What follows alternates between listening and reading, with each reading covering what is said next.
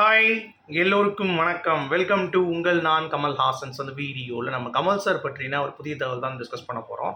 So வீடியோக்குள்ளே போகிறதுக்கு முன்னாடி நம்ம சேனலுக்கு நீங்கள் புதுசாக இருந்தீங்க அப்படின்னா கண்டிப்பாக சப்ஸ்கிரைப் பண்ணிக்கோங்க. வீடியோ மறக்காமல் ஒரு லைக் பண்ணிக்கோங்க. இப்போ நம்ம வீடியோக்குள்ளே கண்டிப்பாக போகலாம். ஸோ நான் ஏன் லைக் அண்ட் சப்ஸ்கிரைப் கேட்குறேன் அப்படின்னா, இப்போ ஒரு லைக் நீங்கள் கொடுத்தீங்க அப்படின்னா இந்த வீடியோ வந்து கொஞ்சம் நல்லா இன்னும் ப்ரொமோட் பண்ணுவாங்க. ஸோ இன்னும் நிறைய பேர் வந்து பார்த்திங்கன்னா கமல் சார் ரசிகர்கள் இந்த சேனலை வந்து பார்ப்பதற்கான வாய்ப்பு இருக்குது.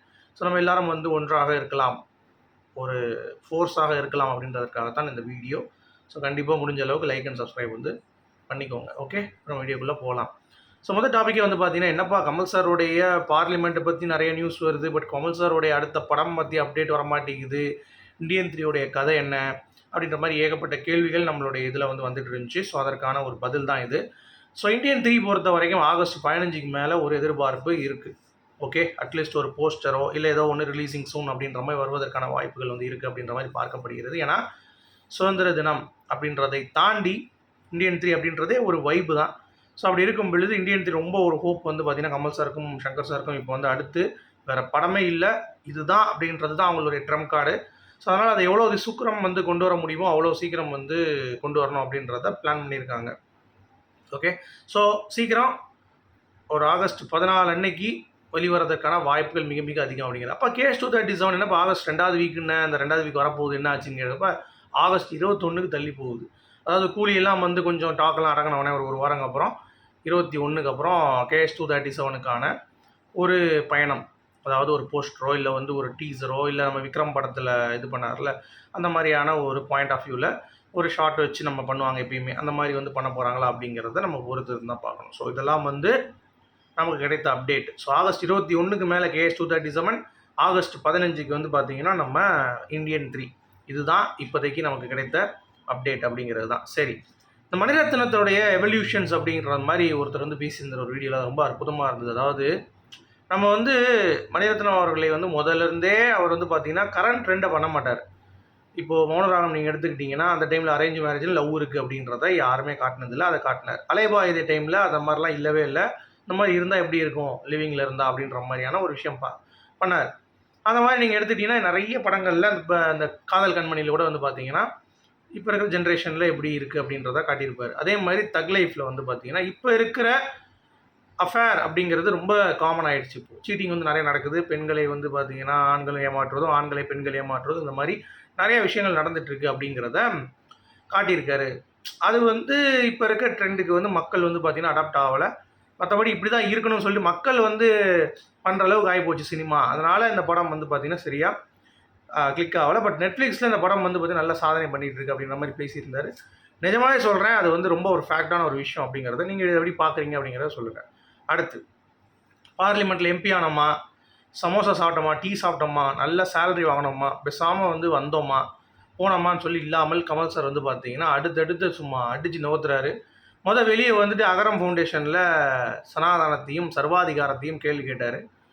அடுத்து வந்து பார்த்திங்கன்னா பிரதமர் மோடி அவர்களை சந்தித்து கீழடி அப்படின்றத வந்து ஒரு மாதிரியை அவருக்கு வந்து கொடுத்து இந்த மாதிரி தமிழர் அவர்களுடைய தொன்மையையும் தமிழின் தொன்மையையும் சரியா தமிழ் நாகரிகத்தின் பெருமையையும், அதாவது எல்லாத்தையுமே தமிழோடைய எங்கெங்கே ரூட்லேருந்து எல்லா இடத்துலையும் எங்கேருந்து வந்திருக்கோ அதை வந்து உலகிற்கு உறக்க சொல்லும் தமிழர்களின் முன்னெடுப்புகள் இருக்குல்ல, அதுக்கு எல்லாமே நீங்கள் வந்து பார்த்தீங்கன்னா கண்டிப்பாக ஒரு ஆதரவு இல்லை ஒரு சப்போர்ட் பண்ணுங்கள் அப்படின்ற மாதிரியான ஒரு பாயிண்ட் ஆஃப் வியூவில் பேசியிருக்காரு. இவ்வளோ நாளாக இருக்கிற முக ஸ்டாலினாக இருக்கட்டும், எடப்பாடியாக இருக்கட்டும், அவர் எவ்வளோ தூரம் செஞ்சுருக்காங்க.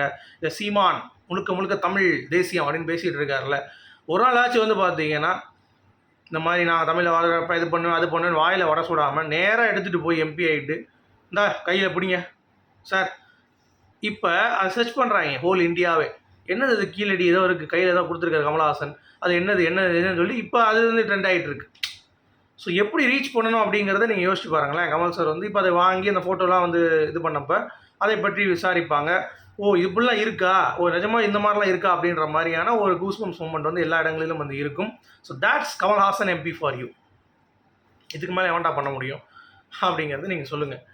இந்த ரஜினி படத்தில் சொல்கிற மாதிரி என்னடா சும்மா வந்துட்டு போகிறதுக்கு நான் இது நினச்சியா, நாங்களாம் வந்து வேறு லெவல்ரா அப்படிம்பார்ல, அந்த மாதிரி வந்து பார்த்தீங்கன்னா நான் வந்து என்ன சும்மா திண்டு போகிறதுக்கு வந்துட்டு இருக்கேன் அப்படிலாம் கிடையாதுடா, இறங்கி அடித்தோம் அவனை அவ்வளோதான் அப்படின்றத ரொம்ப பியூட்டிஃபுல்லாக வந்து பார்த்தீங்கன்னா அவருடைய அந்த கருத்துக்கள் எல்லாம் சொல்லியிருக்காரு. ப்ளஸ் பிரதமர் மோடி அவர்களை சந்தித்து அதை பேசியது அப்படிங்கிறது, அதை கொடுத்தது அப்படிங்கிறது மிகச்சிறந்த ஒரு அரசியல் வந்து கமல் சார் பண்ணியிருக்காரு அப்படிங்கிறது பார்க்க முடியுது. அடுத்து சிங்கர் சிபி அவர்கள் பவர் ஹவுஸ் வைப் அப்படின்ற பாட்டை வந்து பாடியிருக்காருல. அவர் வந்து தீவிர கமல் சார் ஃபேனா.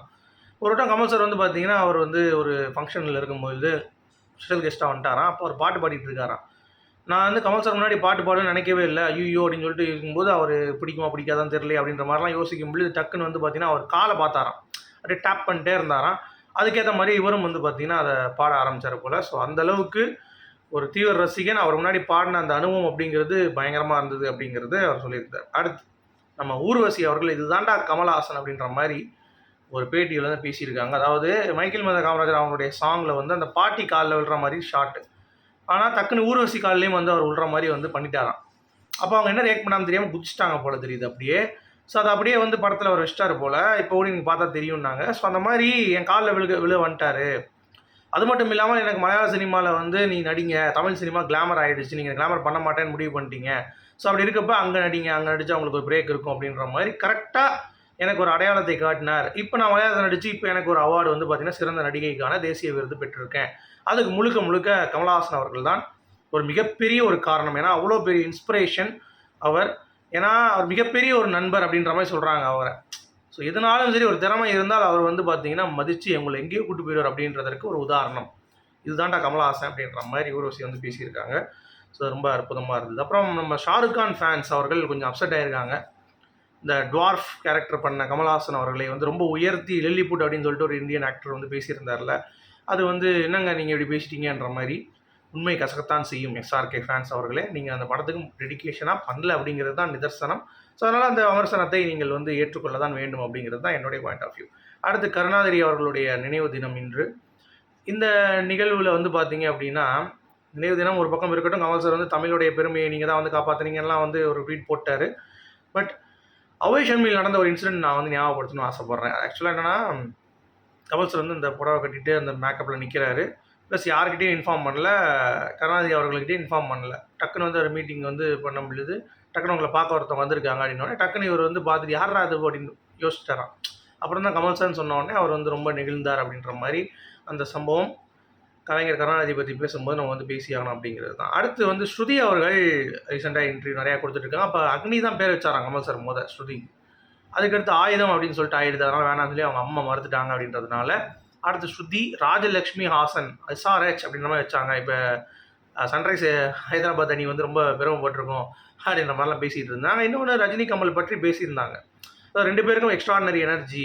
ஒருத்தர் வந்து பார்த்தீங்கன்னா ஒரு சின்ன குழந்தை மாதிரி சினிமாவை வந்து ஒரு கேண்டி ஸ்டோர் மாதிரி போய் அதை எக்ஸ்ப்ளோர் பண்ண ஆசைப்படும். இன்னொருத்தர் வந்து பார்த்தீங்கன்னா அப்படி கண்டெய்ன்ட் எனர்ஜி. அவர் தேவையில்லைங்கிற இடத்துல மட்டும் பயன்படுத்திப்பார். பட் ரெண்டு பேருமே வேறு வேறு ஆரா, பட் ரெண்டு பேருமே வேறு வேறு எனர்ஜி அப்படின்ற மாதிரி வந்து பேசியிருக்காங்க. அற்புதமாக இருந்தது. அப்புறம் நேஷனல் அவார்டு இப்போ பார்த்தீங்களா எல்லாத்துக்கும் எப்படி கொடுக்குறாங்கன்ட்டு. முந்திலாம் வந்து ரொம்ப நடிச்சு மெனக்கடை உங்களுக்கு இருக்கும். இப்போல்லாம் வந்து அசால்ட்டாக கொடுக்குற மாதிரி நேஷனல் அவார்டு இருக்குது அப்படிங்கிறத நிறைய பேர் வந்து கருத்து தெரிவிக்கிறாங்க. குறிப்பாக ஊர்வசி கூட பேசியிருக்காங்க. அவங்களுக்கு நேஷனல் அவார்டு கொடுத்துருக்கு. ஷாருக் கான்லாம் எப்படி கொடுத்தீங்க, இந்த அடிப்படையில் கொடுத்தீங்க அப்படின்ற மாதிரிலாம் கேட்டிருக்காங்க. அடுத்து கூலியில் போஸ்ட் கிரெடிட் இருக்கும்ல லாஸ்ட்டாக, அதில் வந்து ஒரு கேமியோ இருக்குன்னு சொல்லியிருக்காங்க. அது கமல்ஹாசன்ற மாதிரிலாம் பேசிகிட்டு இருக்காங்க. எனக்கு தெரிஞ்சு இருக்காதுன்ற மாதிரி தான் தோணுது. ஸோ நீங்கள் எப்படி பார்க்குறீங்கிறத சொல்லுங்கள். மீண்டும் சந்திப்போம்.